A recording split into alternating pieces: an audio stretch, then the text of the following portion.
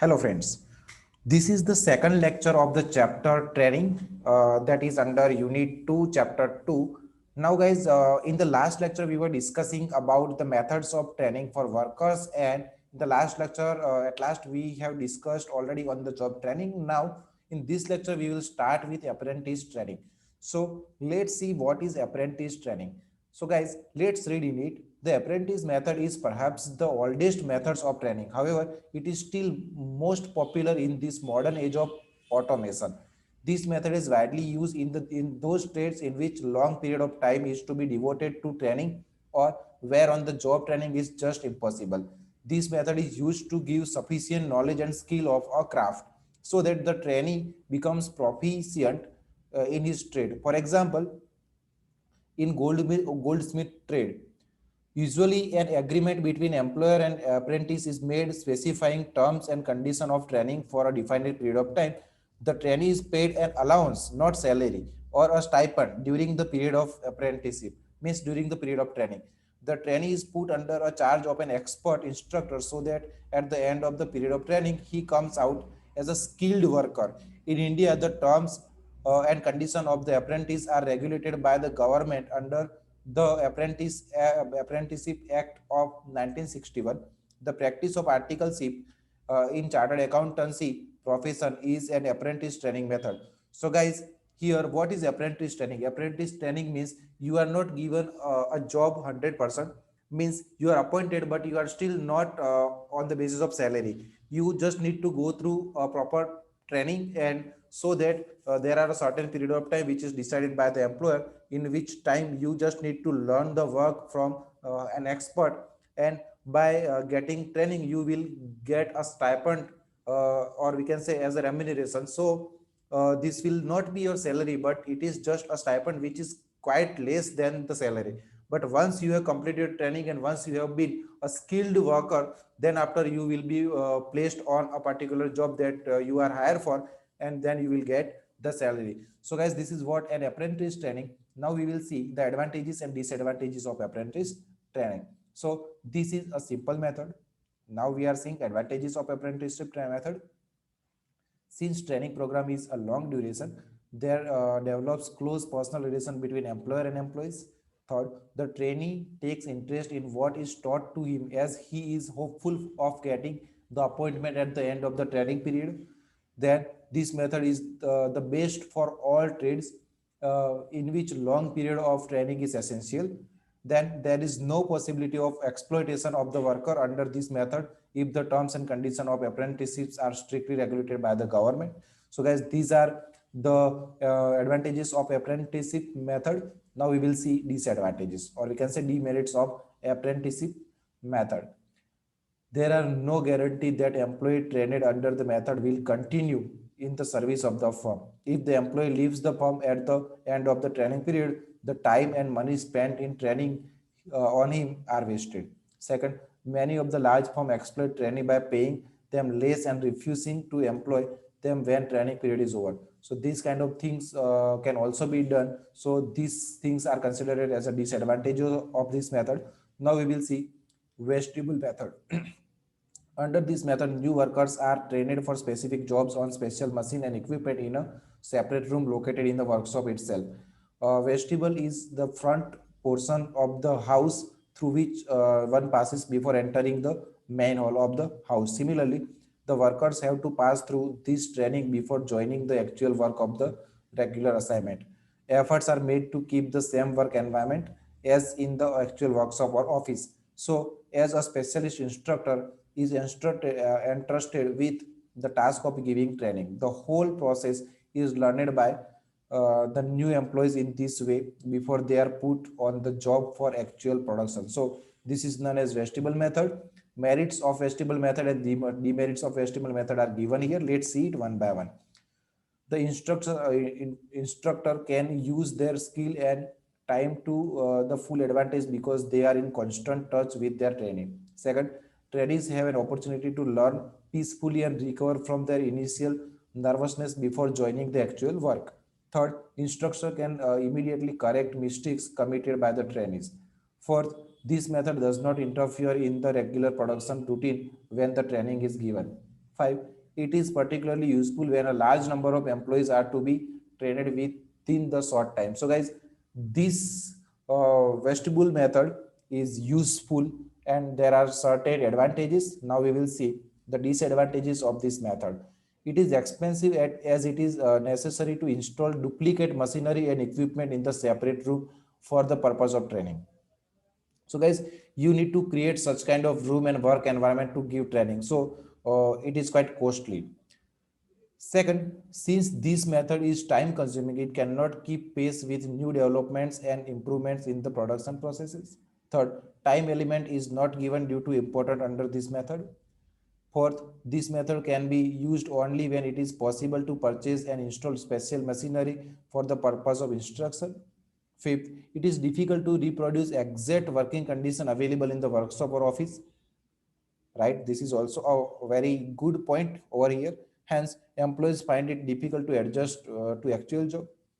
As the instructor and line supervisor are different person, they try to find fault with each other if the worker commits mistake. And now we will see internship training.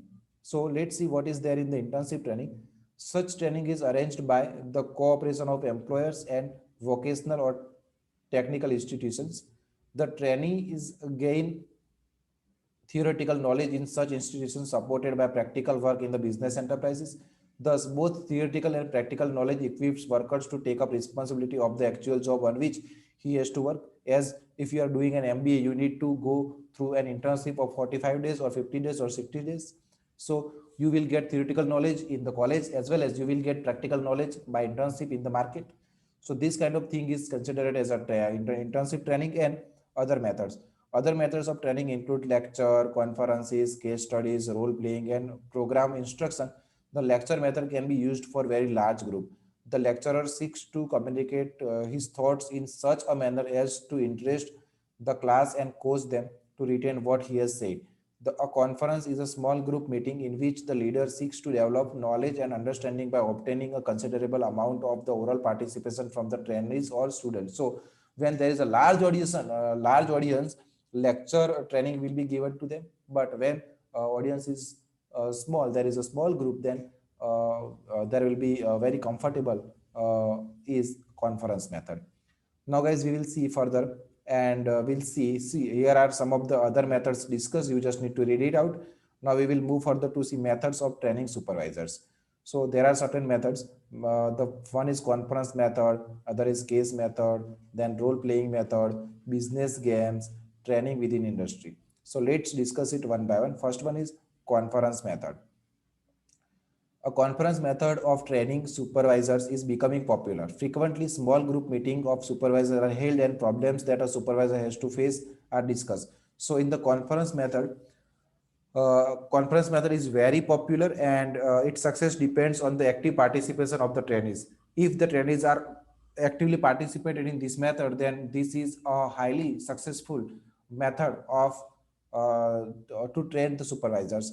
Now here we will see the advantages of the conference method are supervisors learn not only from the instructor but also from each other, because in the conference there is a small group and each and everyone can say their opinions. Second, since supervisors take part in reaching conclusion, they willingly accept them. Third, management comes to know what supervisors expect from them and supervisors know what are the difficulties of management. The limitation of the conference methods are it is limited to small groups. Progress is often slow because all are allowed to speak on a point. So because when there is a conference method, there is a group of supervisors of the company, so all are actively participated in the conference method in the on the conference training, so all can share their views and opinion and all that, so the process is very slow. Now we will see often irrelevant issues are discussed and time is unnecessarily wasted. So in the conference method, these are the limitations of conference method. Now we will see case method. Case study method was originally devised to teach law and medical science. At present, this method is extensively used in teaching personal management, production management, marketing and labor relations, etc. Some 60 years ago, this method was for the first time used at Harvard University for the purpose of management training. Under this method, actual cases are assigned to the candidate for written analysis or for oral discussion. They are expected to think over the problem and find out the solution. Every candidate present his own solution. Obviously, this method requires that students have a good deal of prior knowledge and some background in the subject area. Since cases are usually based on the real experiences, student interest tends to be high. Also, it develops analytical thinking and problem solving ability. So this is also a very important method to give training to the supervisors. Now we will see role playing method. This method was originally developed in Jail Moreno for group therapy for mental disturbed people. At present, it is widely used in human relations and relationship training. It's purpose to increase the trainee's skill in dealing with other people. Under this method, two or more trainees are assigned parts to play before the rest of the class. Typical role-playing situations are a supervisor discussing a grievances with a worker. The students get an opportunity to actually put into practice the knowledge of they have obtained from the textbook and lectures. So this is what the role-playing method, guys, and this is a method which conveys the theoretical knowledge into the practical. So whatever the knowledge you have gained from your textbook, when you apply it practically, is known as role playing method. Now we will see business games. This method of training is very interesting. Under this method, an attempt is made to imagine the problem that are likely to arise in actual operation of the business organization. Supervisors are classified into different groups, and each group is asked to work out its solution. From among them, that group is declared as the winner, which suggests the most effective solution of the problem given to them. This is done after recording and reviewing the solution of the same problem as suggested by different groups of the supervisors. So this is also a very important method to give training to the supervisor. Now we will move further and see the method has certain advantages. What are the advantages of this business game method? The participants are compelled to think over the problem because their capabilities are being challenged under this method. Second, the decision process is shortened and therefore the trainees learn a lot within a short period of time. Third, since decisions are taken through a sort of game, trainees have found it enjoyable and interesting. At the same time, the method of business games has certain limitations. It is expensive. Conducting games require a fairly large expenditure. And second, it is possible that the main object of training is pushed into background and the game is treated merely as fun. So guys, these are the business games, and as we have seen the advantages and disadvantages of it, now we will see training within industry, that is TWI. Organizing in the USA, the training within industry method was widely used by the American Army during the period of Second World War. The method gained popularity in England, Canada, Sweden, and many other countries of the world in 1940. During a short spell of Second World War, as many as 20 lakh supervisors were trained through this method in USA. Every supervisor has five needs: technical knowledge of the work, second, knowledge of responsibilities, third, skill in instructing, skill in improving methods, and skill in leading. So each and every supervisor need to have such kind of knowledge or such kind of needs. So only then he can do his work properly, and only then he can perform well in the industry. Under the training within industry method, the stress is on the learning while working. These supervisors are known as trainee officers. At the end of the training period, these supervisors conduct classes within the industry to impart training to other supervisors. The practical aspect of training is given at most importance. Moreover, the results of training are evaluated at every stage during the training, and the problem arising therefore are discussed in the training classes. Training imparted under this method may be classified as under. So uh, as we are watching, or we can say we are learning training within industry. Under this we need to discuss job instruction training. Which kind of training can be given in the on training within industry?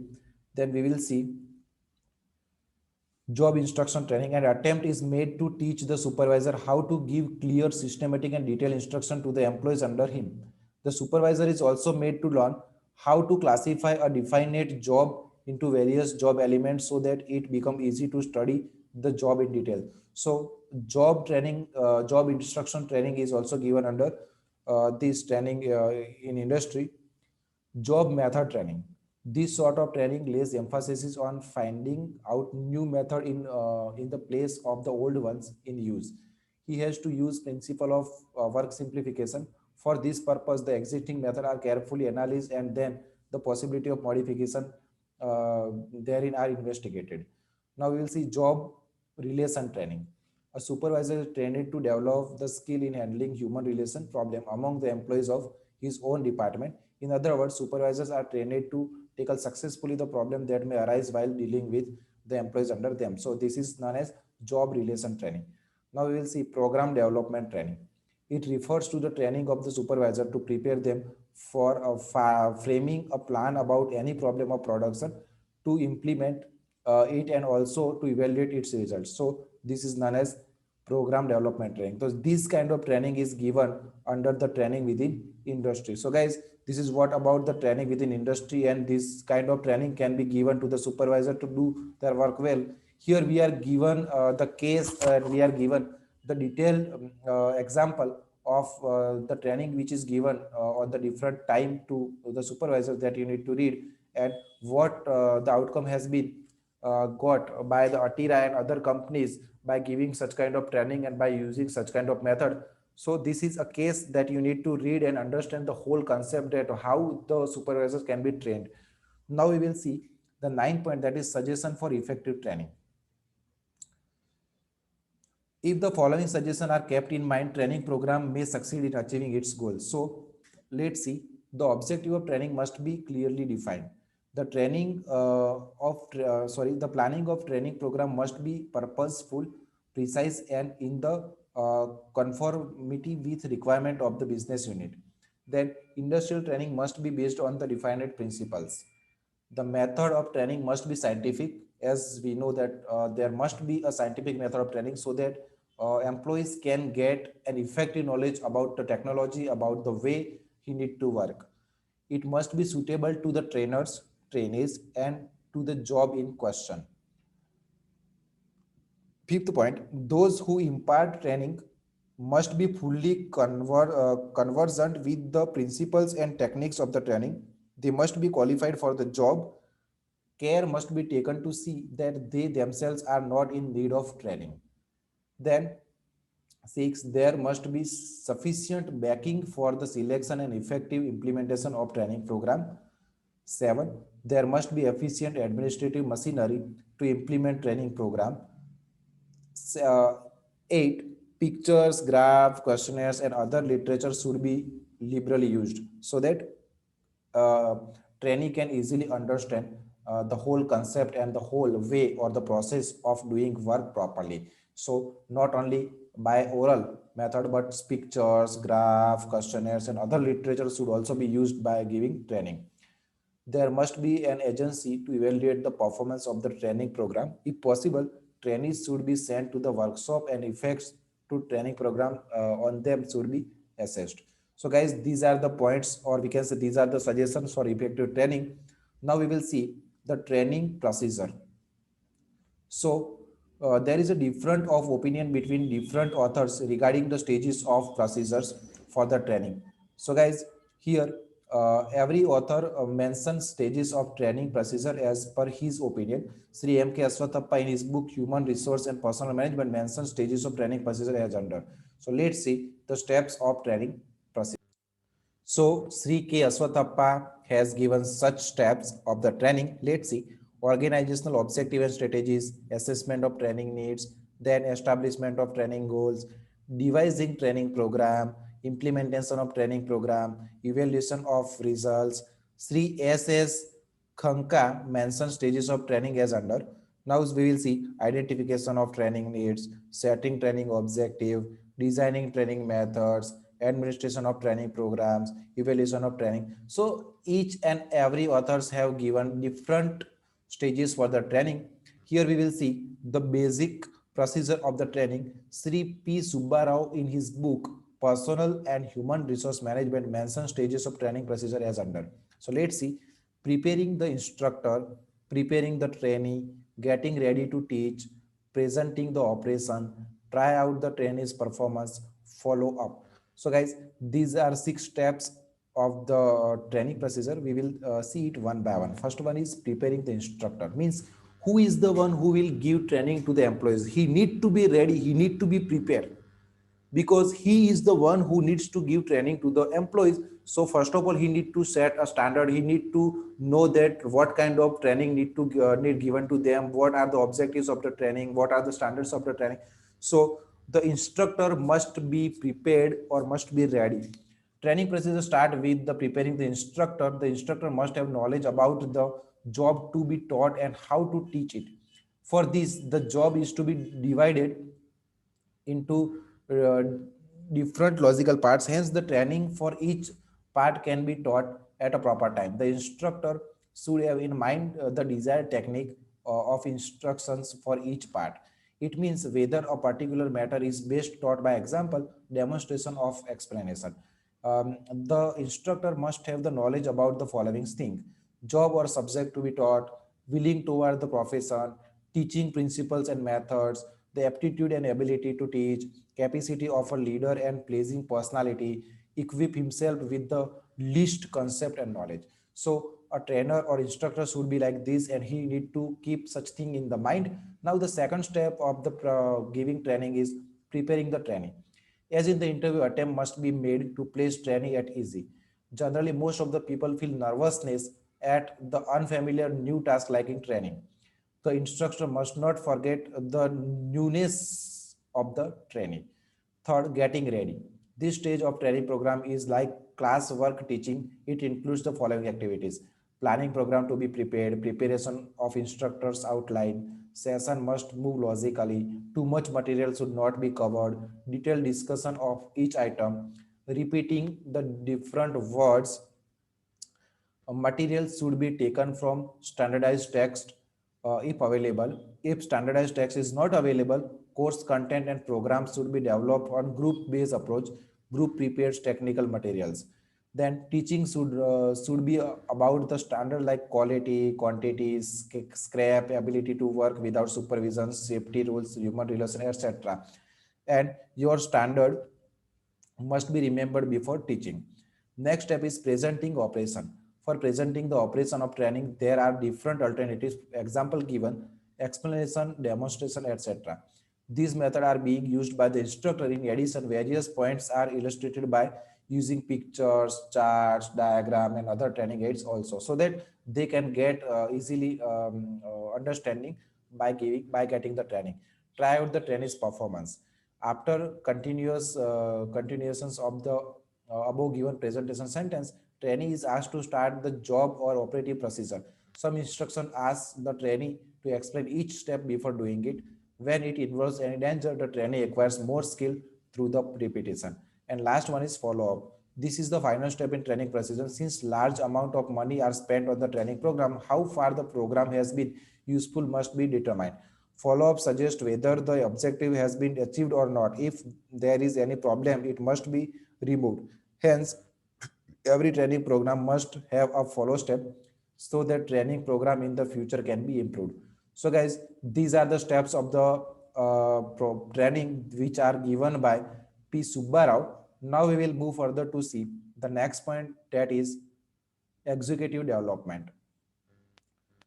What is executive development? Executive development means training is given to the bottom level employees and some of the middle level employees, but the top level management's authorities, or we can say the officers or the managers or the general manager, CEO or managing director, they also, the people who work in the top level management also needs training. Training is not only given to the bottom level management or the bottom level employees or the laborers, but training is also required for the top level and middle level people also. So let's see. The program for the development of officers become important to the develop their mental abilities and inherent qualities. Executives or managers are those who have authority over the others and are responsible for their activities and the operations of the enterprise. So guys, here as I have told you that it is about the training of top level and the middle level authorities. Michael J. Jesus has said executive development is a program by which executive capacities to achieve desired objective are increased. So here you can read this all out, that what is the development activity all about. Let's read. The importance of executive development has increased considerably after Second World War. Now, management and executive development programs have achieved wide acceptance. Now, the management believe that the executive means the person who works in superior level, must be properly selected and must then be trained to the executive must be properly selected and must then to train to shoulder the future responsibilities. This is the way business unit can get skilled and efficient officers, because when the officers are not quite skilled or they are not up to date, then the whole management will might have to suffer a loss. So, or we can say there will be the system which or the decision which is taken based on the old method may be outdated, or they will not work properly in the new or innovative market. So they means the executives need to be trained properly and well. We will see the importance. The success of any business enterprise depends on the quality of leadership provided by the managers. According to the Sri J.R.D. Tata, trained managers are vital to the economic development of the country. This business executive management has been one of the most crucial, essential, and the same time one of the most difficult element in providing continuity and efficient management. The scope of functioning manager is much wider than the ordinary employees or supervisors, and the responsibility is also much greater. So guys, you know this very well, that the role of the scope of functioning of manager is much wider than the normal employees, because managers have higher responsibility. They need to manage the whole department, they need to have more work, they need to be very much excellent and trained. So, besides, there have been revolutionary changes in business industries and in the managerial and technical field. Hence, the managerial problem have become more complex and challenging. In order to handle these complex problems, it is essential that there should be an all-round development of executives. It will lead to development of his personality and will prepare him for motivating leadership, development or of analytic ability and logical argumentative ability. Will develop sense of purpose and responsibility not only towards the company but also towards the society. Because guys, why we need to give training or the development activity for the executive, then these are the points, that they also need to be conscious about society, not only about the business, but they also need to understand the social responsibility of the company, because they are the one who take decisions about the social responsibility or about the society. Now guys, we will see need for executive development. The following factors are responsible for interest in the executive development. We will see it one by one. The first one is to develop leadership qualities. The success of an organization depends upon the leadership provided by the managers. So when they are properly developed or properly trained, they will lead their employees very well, because many employees are working under them. So they need to have a good leadership quality. Second, shortage of trained managers.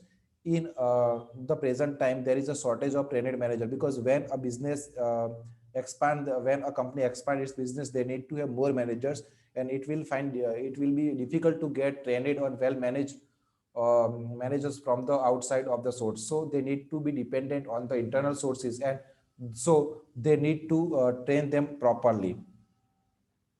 So generally, business enterprises experience shortage of efficient manager. Particularly, this is felt that when the business is being expanded, it is not possible to get person having requisite manager skill from the labor market. The enterprise has to develop the talented employees for its need. Now, there is development of the companies. When the executives and the managers are well trained and developed, it will give the development scope to the companies. Then rapid technological changes. In the rapid technological changes uh, have become very rapid nowadays. Example given in the field of electronics, automation, international competition, government control, etc.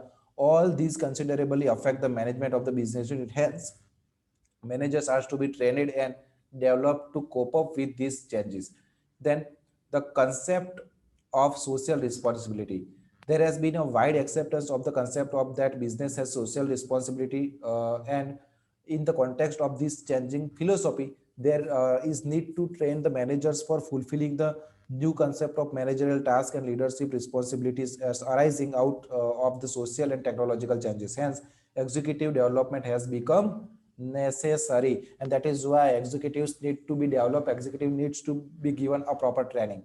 And the last need is development of managerial knowledge. The development of knowledge in the field of management is so fast expanding that it requires continuous training program. A successful manager of today may become an outdated manager of tomorrow, because as you know, the fast changing technologies and innovation, if he does keep himself up to date with the developing knowledge. So guys, these are the points that are need for the executive development, why we need to develop our executives or the managers who are working at the top level. Now we will see the difference between training and development. The first point is training is the theoretical and practical education being given to the employees for getting proficiency in the particular field. But development is the method of developing all round personality so that mental abilities and inherent qualities are developed. It is for the top level managers or it is for the bottom level and middle level. To whom the aim of training is normally to give training to the operative employees and relate to the technical aspect. The aim is to develop all-rounder personality of the managerial personals, particularly to develop their mental abilities. Who imparts? Training is generally imparted by the supervisor, but development is undertaken by superiors, outside expert, and the self. Fourth, time period. It is concerned with improving the present performance, and so it is of the short term duration.